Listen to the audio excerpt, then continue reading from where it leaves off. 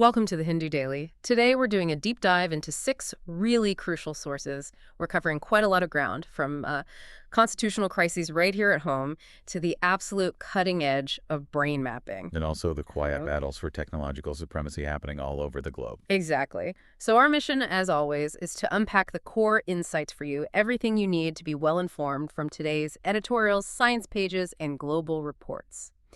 Let's get into the editorial section first. There's a powerful piece here that focuses on, well, the fault lines in Indian federalism. And it frames it with a really fundamental question.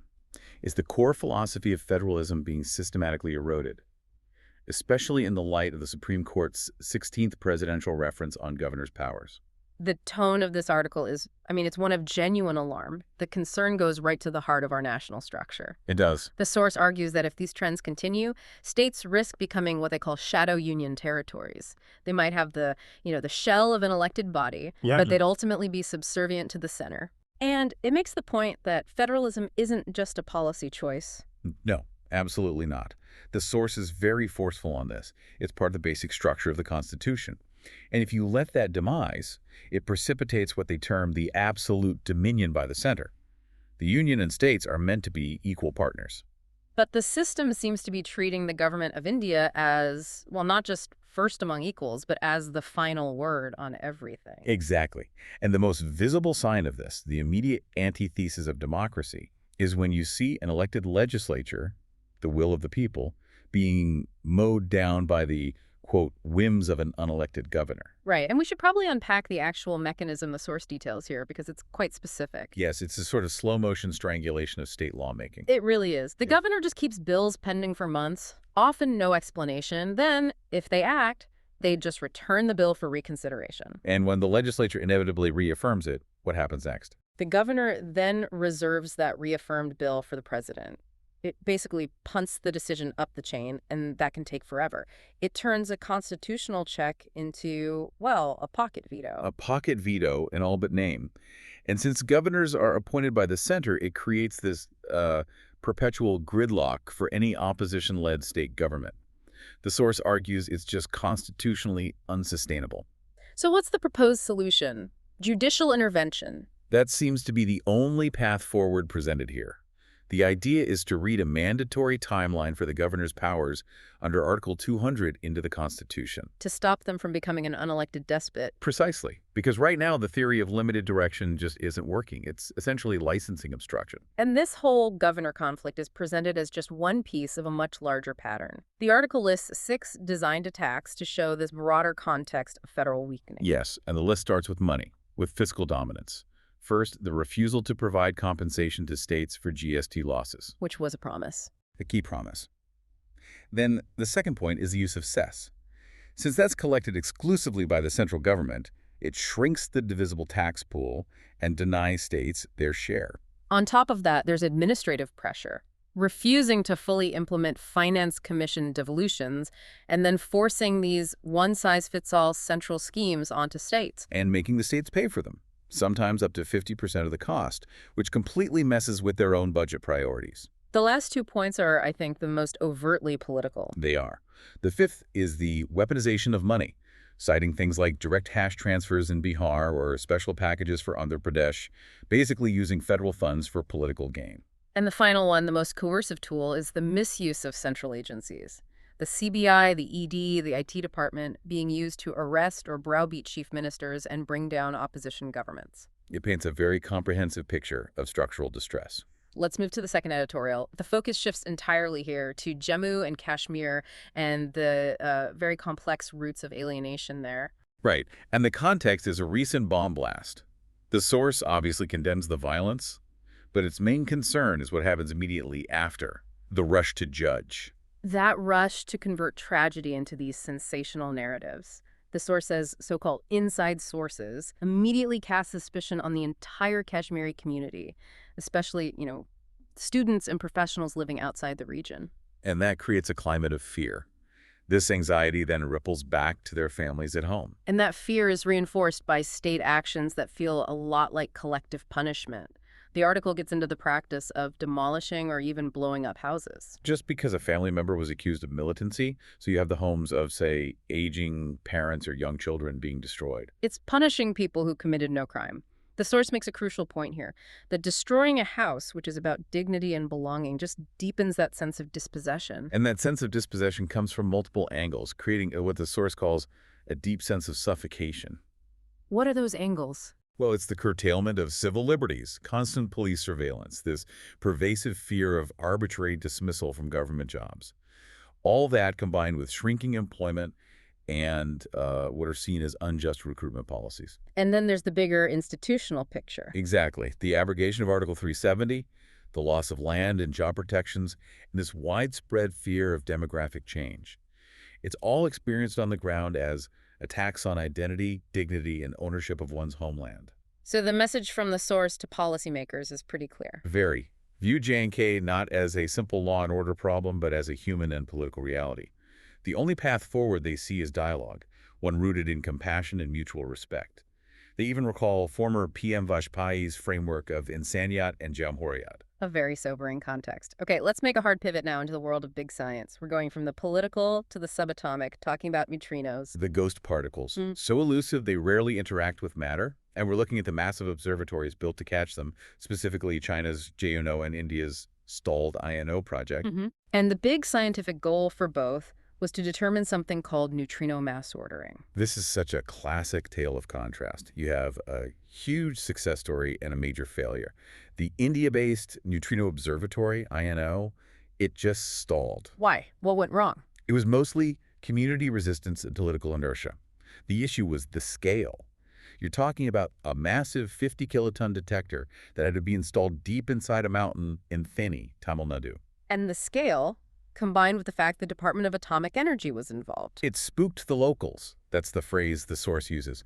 It raised all these environmental and safety concerns that, frankly, the collaboration just failed to anticipate or manage properly. So a failure of public engagement, really. Completely. And that led to years of legal battles, administrative limbo, and it effectively killed the project. Now let's contrast that with JUNO's triumph in China. It's operational. It's already releasing its first analyses. It is. It just published a precise measurement of something called Zeta 1-2.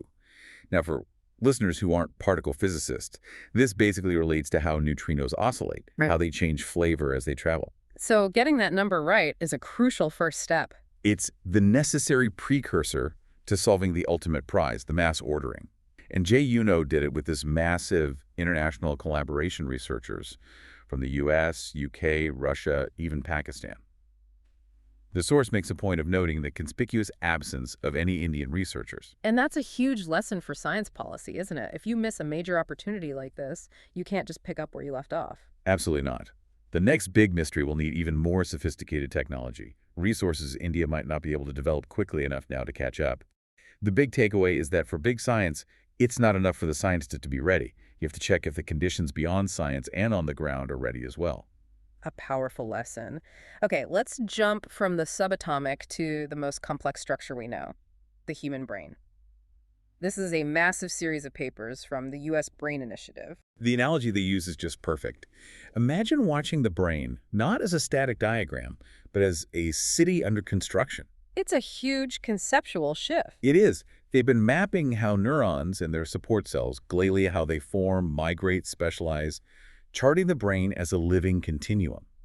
This overturns decades of work. Old brain atlases treated neurons as these fixed, distinct categories. Like just putting labels on finished building. Exactly.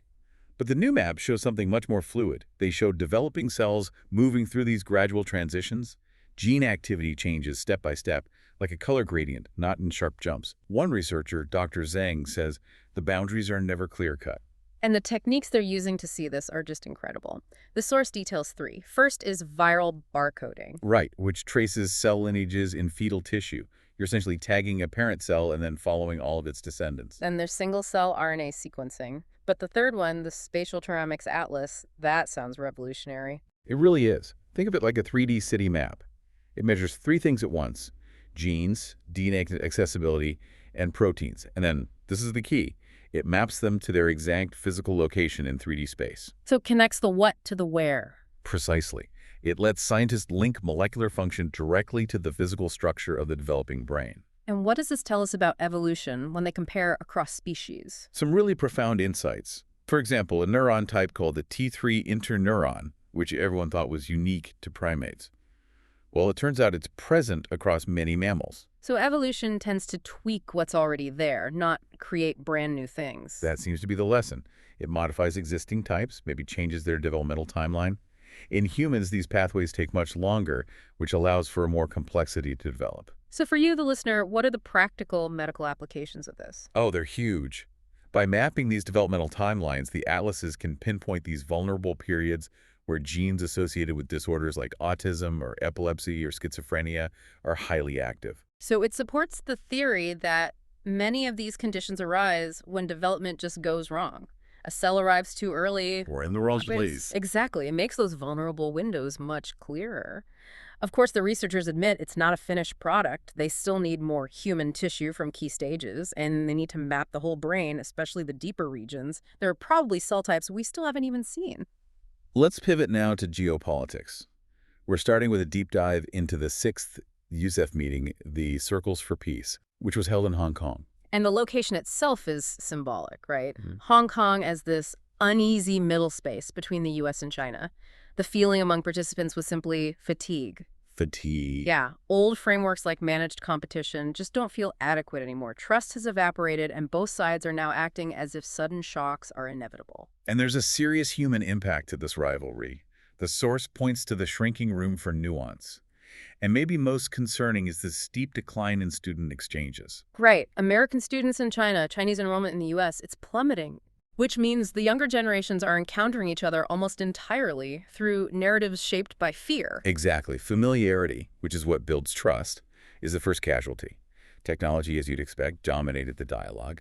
And the view on AI was really interesting. How so? They viewed it not as a strategic weapon to be hoarded, but as an international public good, something too consequential for any one country to monopolize. They stressed this urgent need for an international governance regime for AI. Based on equity and transparency? And accountability. A need they also extended to space, which they called the galaxy. There was also this deep fear of accidental escalation. They cited the 2001 EP3 collision and worried about something similar happening today. And escalating much faster before political systems can react. So they concluded that a crisis prevention mechanism insulated from political swings is absolutely essential. And looking forward. Singapore's former defense minister had maybe the best frame for it. Yeah. The world doesn't need a new hegemon. It needs powers that are capable of co-organizing the future. Co-organizing, that's a powerful idea. It implies moving away from this zero-sum game towards shared rules, even while you still have intense competition. And this is hugely relevant for a country like India. The takeaway is that India must build its own domestic strength, technological, economica, to navigate this fractured world without losing its strategic autonomy. It's about choosing responsibility over reflex. From that high-level view, let's zoom in on one specific point of geopolitical leverage, China's stranglehold on the rare earths industry. We're talking about those 17 elements that are vital for everything from fighter jets and missile guidance systems to, the smartphone in your pocket. And China's dominance here gives Beijing immense leverage in any trade dispute. The numbers are just stark. China controls about 2/3 of the global mining. But the truly staggering figure is in refinement. They have a near-total monopoly, around 9/10 on separating and refining these elements. And that's the complex, environmentally toxic part that the West basically offshored decades ago. It is. And to protect that monopoly, China restricts the know-how from even leaving the country through export controls and patents. The history here is pretty ironic, isn't it? The U.S. ceded supremacy back in the 80s and 90s because of environmental concerns, and, well, the Cold War was ending. And now the conflict is completely reversed. China imposed sweeping export restrictions during the trade war, and it sent shockwaves everywhere. Even though there's a temporary truce now, rare earths are still a central negotiating chip. And that has sparked a massive counter-movement. Oh, absolutely. Washington and its allies are now racing to develop alternative supply chains. The U.S. wants a full mine-to-magnet supply chain by 2027. They're pouring billions into it, signing deals with Australia, Japan, Malaysia, and Thailand. But the final assessment from the article is, well, Pretty sobering. It's been 15 years since that 2010 incident with Japan first highlighted the risk. And despite all the effort and investment, China remains the chief rare earths power. Decoupling this specific supply chain is proving to be incredibly difficult and very, very expensive. If we look across all 6 of these sources, from the constitutional battle over autonomy, the human cost in Kashmir, to the scientific races in physics and biology, and this global struggle for control, there's an overarching theme, isn't there? It's a battle for control over fundamental resources, whether those resources are constitutional power, intellectual property, or just the raw geological materials. Exactly. So for you, the listener, here's a thought to take away. How much of today's geopolitical tension is really driven by ideology, and how much is just a very high-stakes fight over who controls the raw components, the minerals, the algorithms, the very structure of governance that will run the world of tomorrow? Thank you for listening. If you want to provide suggestions, please contact on the Twitter handle given in the episode description. As always, we are eager to hear what our listeners want to be informed about. We wish you a great day.